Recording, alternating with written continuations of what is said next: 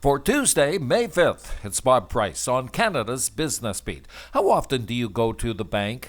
With a growing number of Canadians banking online now, we have a new report in today from Scotiabank suggesting that our country's financial institutions could save big money by closing more of their low-traffic branches, by putting those outlets at least 3 kilometers apart, a trend which over the last decade has seen the National Bank shut down 17% of its outlets, while the Royal has shuttered just 9% of its branches. The research also finding that over the last 10 years, the number of banks in this country has fallen by about 12%. As that price of gas continues to soar, a new warning in that the situation will likely get worse before it gets better.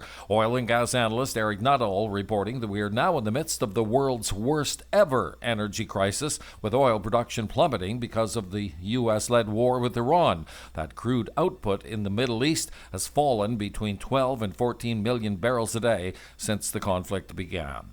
Reporting the day's most relevant business insights, Canada's Business Beat. The most news you'll hear in 2 minutes, updated daily on X, Blue Sky, YouTube, and wherever you get your favorite podcast, including Spotify and Apple. The more you listen, the more you know. Our country, again, is selling more than we are buying. StatsCan reporting the country's first international trade surplus since back in September of last year. March exports ahead by 8.5%, imports down by 1.6%, turning a $5.1 billion trade deficit into a surplus of $1.8 billion.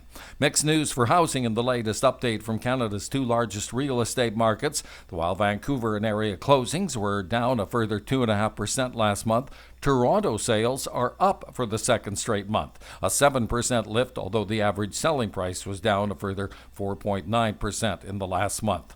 And a big sigh of relief for the business of make-believe, a tentative contract deal between Hollywood studios and the Actors Guild. Negotiations up next with directors.